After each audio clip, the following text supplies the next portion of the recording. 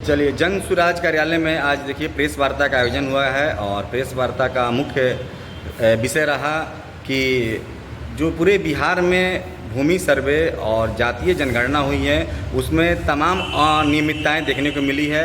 ये कहना है जन सुराज के जो पार्टी के जिला अध्यक्ष हैं और जो जिला के मुख्य प्रवक्ता हैं कृष्णकांत सिंह जी, जो आपको वरिष्ठ पत्रकार भी हैं और पार्टी के प्रवक्ता हैं। सर, क्या पर्पस है आपके प्रेस कॉन्फ्रेंस का, बताइए। देखिए, सबसे पहले तो आज जन सुराज के कार्यालय में हम लोग आप लोगों का स्वागत करते हैं जी। और आप लोगों को बहुत धन्यवाद इसलिए देते हैं कि जन सुराज की जब से सिवान में स्थापना हुई है आप लोगों का बहुत सहयोग मिलता रहता है। आज जो हम लोग प्रेस वार्ता कर रहे हैं जी, इसमें बहुत बड़ी जनहित की मुद्दा छिपी है जी, जिसको लेकर आम जन से लेकर और जो बड़े जन सभी लोग परेशान हैं। सबसे बड़ी बात है कि जनगणना, जातीय जनगणना हो भी रहा है जी। भूमि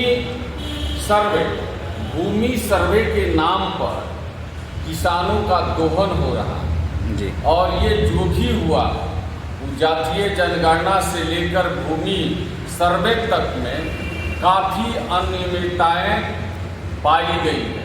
हम लोग उसी के खिलाफ में पूरे बिहार में जन जन तक जाकर इस बात को बताएंगे कि भाई सरकार, जब आप जातीय जनगणना या भूमि सर्वे में जो आप बात कही, आप उस काम को पूरा कर रहे हैं कि नहीं। इसके लिए पूरे बिहार में 11 मई को, और सबसे खुशी की बात है कि हम लोग इस अभियान को शुरू कहाँ से कर रहे हैं, माननीय मुख्यमंत्री नीतीश कुमार जी के जो पैतृक गांव है कल्याण बिहार, उनके गांव से हम लोग शुरू कर रहे हैं। कि बिहार की बात छोड़िए ना, आपके गांव में जो आप कार्यक्रम संचालित किए उसका प्रारूप आपके गांव में क्या है जी। और इसका शुभारंभ हम लोगों के आदरणीय नेता जन सुराज के सूत्रधार माननीय प्रशांत किशोर जी 11 मई को मुख्यमंत्री जी के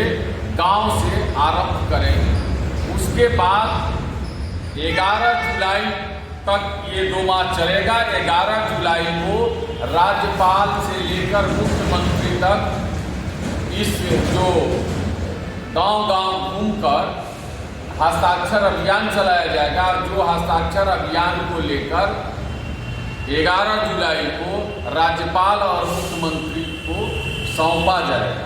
सबसे बड़ी बात है कि हमारे जन सुराज साथी 40,000 से अधिक गाँव में गए और 40,000 से अधिक गाँव में जाकर इन सारी बातों को बताएंगे।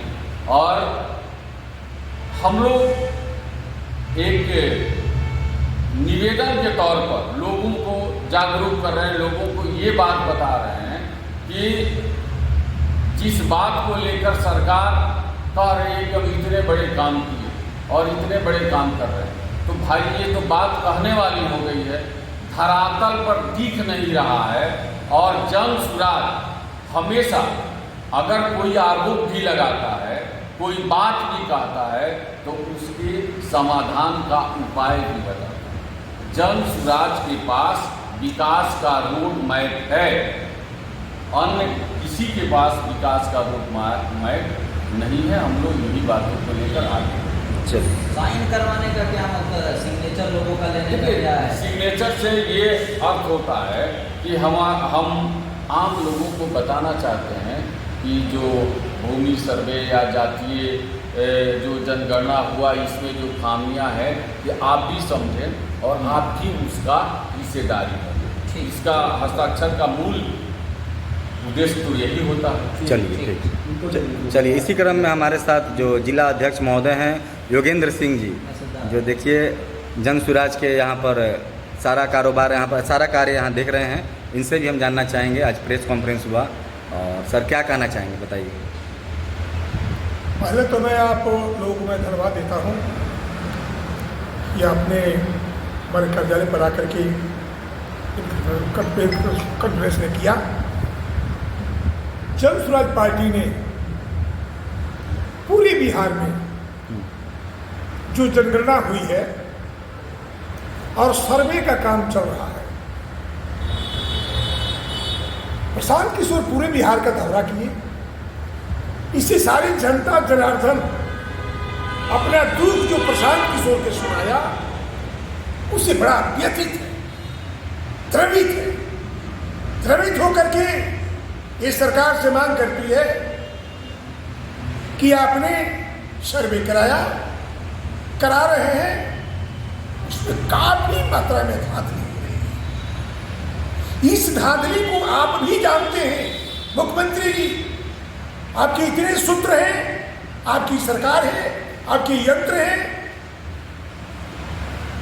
ये सुनने के बाद भी जनता दुखी है। क्यों दुखी है?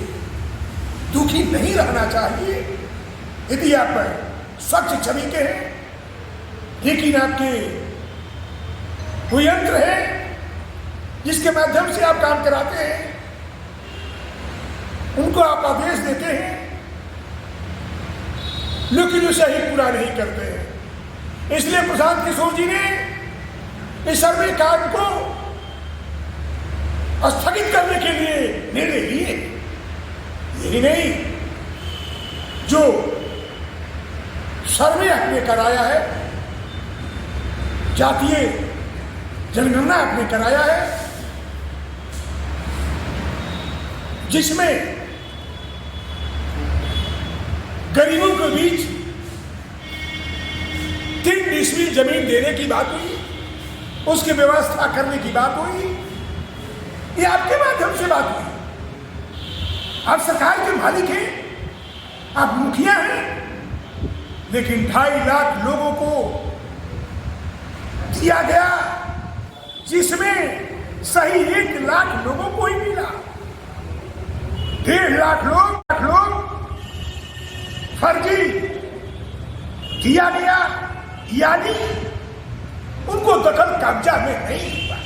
अच्छा सर, एक बात आपने कहा, इन्होंने जैसे कि बताया कि जन सुराज के पास रोड मैप है, और यहीं पे और सवाल अगर किया जाए तो एक सवाल बनता है कि माननीय मुख्यमंत्री भी रोड के मामले में, सड़क के मामले में बहुत ऐसे विकास किए हैं। इसके अलावा अगर विकास की बात की जाए तो शिक्षा मित्र से लेकर अन्य कई और भी बहालियाँ किए हैं।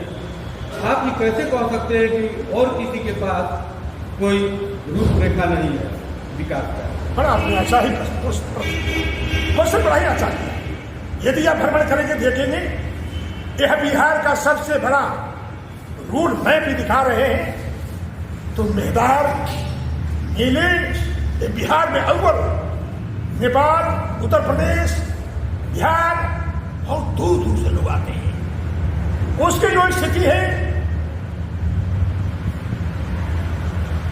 आप जाइएगा बगौरा से लेकर के मेन रोड तक देखिए, बगौरा से लेकर के बाबा महेंद्रनाथ और महेंद्रनाथ मेन रोड से बलियाकोटी के इधर से जाइएगा चांदपुर तक, उसकी स्थिति इतनी जर्जर है, पेट थपथपाते हैं सब लोग। बड़ा अच्छा है, अरे मैप का करते हैं, लेकिन कौन मैप पहले करना चाहिए बिहार में? वो तो अपना पर्सनल नाम के लिए यहाँ के नेता MP चाहे जो भी हो, वो करते हैं अपने लोगों के लिए, लेकिन नहीं, आपका मैप ऐसा होना चाहिए बिहार लेवल पर, ताकि आम जनता उससे काफी मात्रा में फायदा ले। अभी जो स्थिति है मैं जानता हूं, इस प्रेस कॉन्फ्रेंस करने के बाद 1-2 महीने में उद्घाटन जरूर होंगे पूरे विधानसभा में, पूरे सिवान में। मैं ये भी जानता हूं, मैं जब बोलता हूं तो उद्घाटन लोग करना शुरू कर देते हैं, लेकिन चुनाव के पहले लोग काम करने वाले नहीं है, वो वोट के लिए करेंगे। नहीं तो कम से कम ये सबसे जटिल समस्या मेहदार मेले का है, वहां जाइए तीर्थ स्थल है, जो आते हैं कहते हैं कि धन है यहाँ के विधायक, धन है दरौंदा के विधायक, और धन है यहाँ के MP, धन है यहाँ के नेता, और हमारे मुखिया जो है सो नीतीश कुमार जी जो बिहार के मुख्यमंत्री है, उनको दिमाग में ही रह जाना चाहिए। ऐसा नहीं हुआ। ये बात जरूर है कि हमारे प्रशांत किशोर जी का वहां है, कैसे किया जाए विरोध, मैंने काम किया जाए, ताकि पूरी बिहार के लोग यह जरूर समझे कि बड़ा चाहिए। सर, कई दिनों से देखा जा रहा है कई राजनीतिक दल के बड़े बड़े नेता दावा ठोक रहे हैं कि आखिर प्रशांत किशोर के पास इतना पैसा कहाँ से आ रहा है, फंडिंग कहाँ से आ रही है, इस पर क्या कहना है आपका? आपने बड़ा ही अभी अच्छा प्रश्न किया है। देखिए, भिखारी के पास जो भीख लेता है उसकी कमी नहीं होती है। उनके हाथों में लाख नहीं करोड़ों रुपए आते हैं, लोग उनको देते हैं। हम लोग भी देते हैं चंदा, हम भी 25,000 दिए हैं। इसलिए सब लोग देते हैं, ये बहुत राशि हो जाती है। सदस्यता से 5 करोड़ रुपए आए हैं।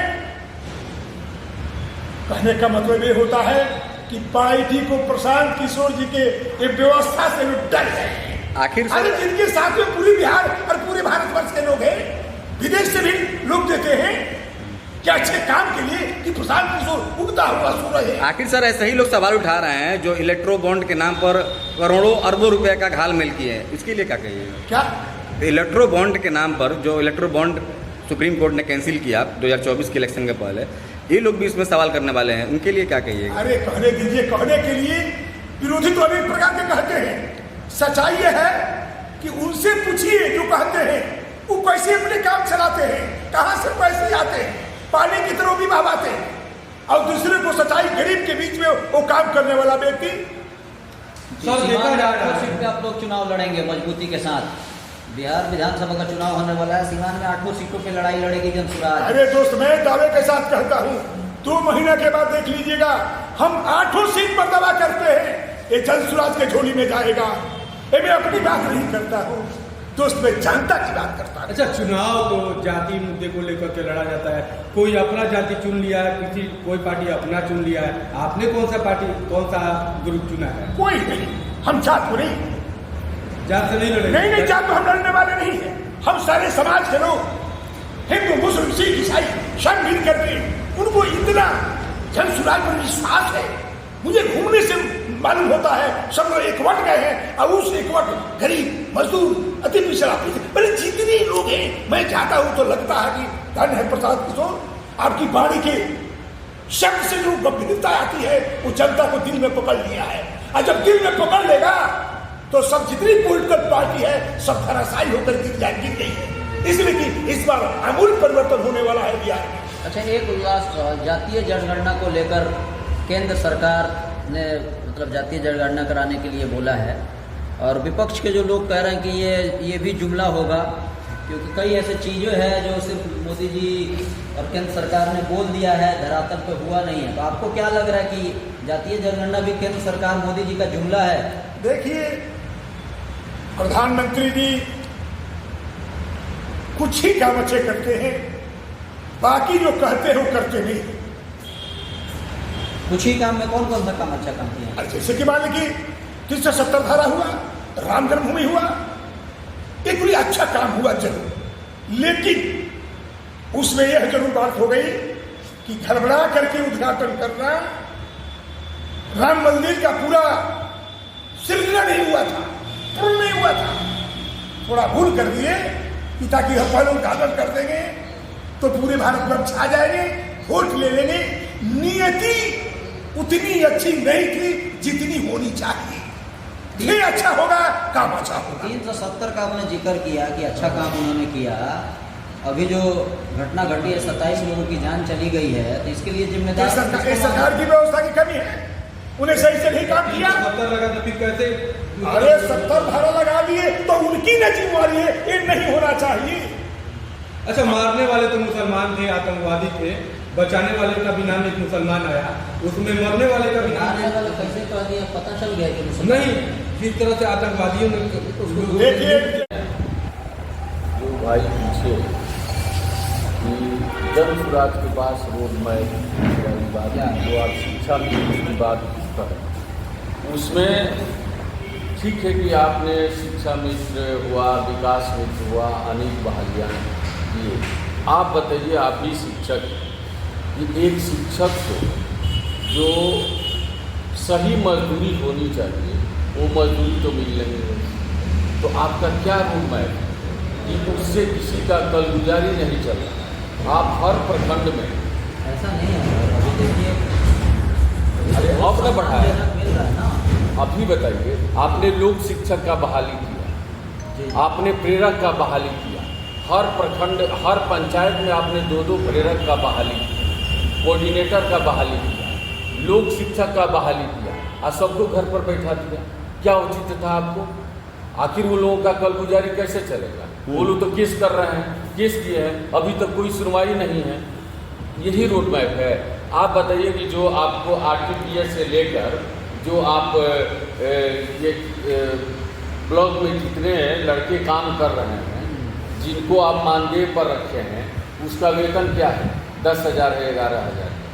आज के दौर में अगर किसी को 10,000 रुपया दिया जाए, 10,000 से उसका कल गुजारी चल जाएगा। तो आप अगर कुछ कर रहे हैं तो कम से कम इतना तो जरूर आपके रहना चाहिए कि हम जिसको रख रहे हैं, जिससे काम ले रहे हैं, उसके बाल बच्चे पढ़ लें। अगर किसी को 10,000 रुपया मासिक दिया जाए और उसके बाल बच्चे को पढ़ाना हो तो आपको पढ़ा सकता है। तो ये कह रहे हैं कि अगर जन सुराज इसी बात को कहता है तो इतना तो उसके पास है कि वो मानदेय ही अगर फिक्स करना है तो मानदेय निश्चित फिक्स होगा कि कम से कम उसके बच्चों का पढ़ाई लिखाई होगा। चलिए, धन्यवाद।